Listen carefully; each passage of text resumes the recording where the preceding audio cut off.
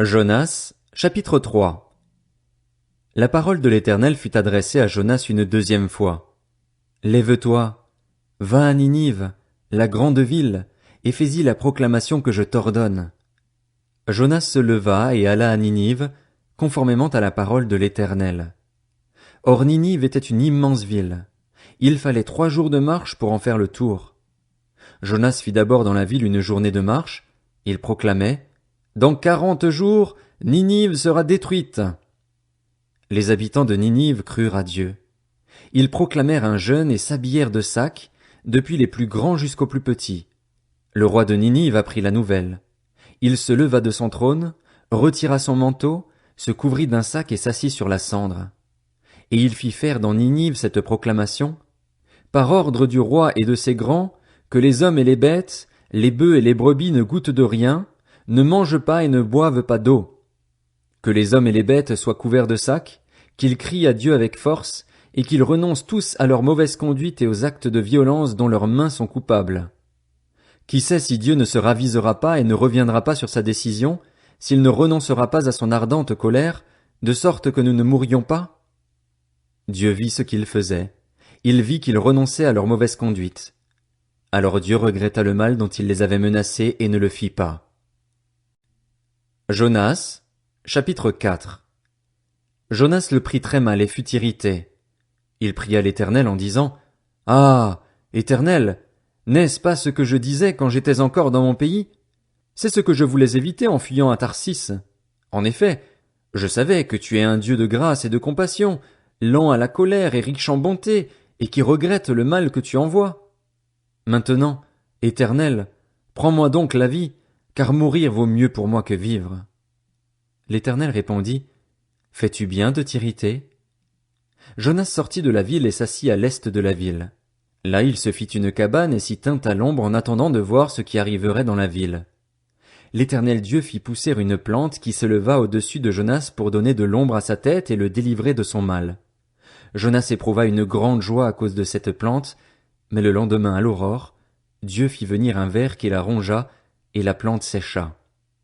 Au lever du soleil, Dieu fit souffler un vent chaud d'est, et le soleil frappa la tête de Jonas au point qu'il tomba en défaillance.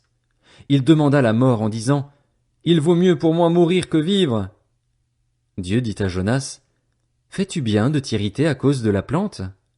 Il répondit: Je fais bien de m'irriter jusqu'à la mort. L'Éternel dit: Tu as pitié de la plante qui ne t'a coûté aucune peine et que tu n'as pas fait pousser, qui est née une nuit et qui a disparu l'autre nuit, et moi, je n'aurais pas pitié de Ninive, la grande ville, dans laquelle se trouvent plus de 120 000 êtres humains incapables de distinguer leur droite de leur gauche et un grand nombre d'animaux. Michée, chapitre 1. Parole de l'Éternel adressée à Michée de Moréchet durant les règnes de Jotham, Akaz et Ézéchias sur Juda, vision qu'il a eue sur Samarie et Jérusalem. Écoutez, vous, tous les peuples. Sois attentive, terre, avec ce que tu contiens. Que le Seigneur, l'Éternel, soit témoin contre vous, le Seigneur qui est dans le palais de sa sainteté. En effet, voici que l'Éternel sort de sa résidence. Il descend, il marche sur les hauteurs de la terre. Sous ses pas les montagnes s'effondrent, les vallées s'entr'ouvrent, comme la cire qui fond au feu, comme l'eau qui coule sur une pente. Et tout cela à cause de la révolte de Jacob, à cause des péchés de la communauté d'Israël. Quelle est la révolte de Jacob? N'est-ce pas Samarie?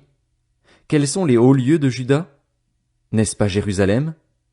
Je ferai de Samarie un tas de ruines dans les champs, un terrain pour planter de la vigne.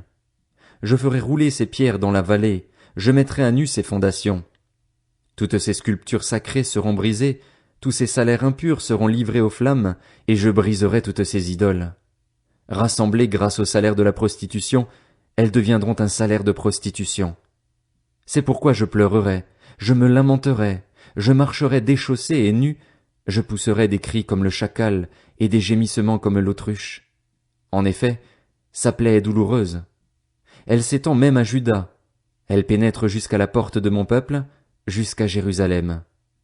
Ne l'annoncez pas dans Gath, ne pleurez surtout pas. Roulez-vous dans la poussière à Beth-Léaphra. Passe, habitante de Shaphir, dans la nudité et la honte. L'habitante de Tsaanan n'ose pas sortir. Le deuil de Beth Haetzel vous prive de son abri.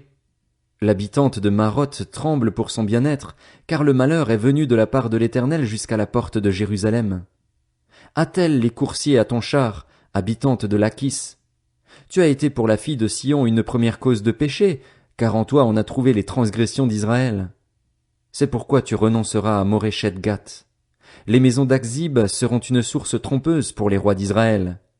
Je t'amènerai un nouveau maître, habitante de Marécha. La gloire d'Israël s'en ira jusqu'à Adulam. Rase-toi, coupe ta chevelure à cause de tes enfants chéris. Rends-toi chauve comme le vautour, car ils s'en vont en exil loin de toi.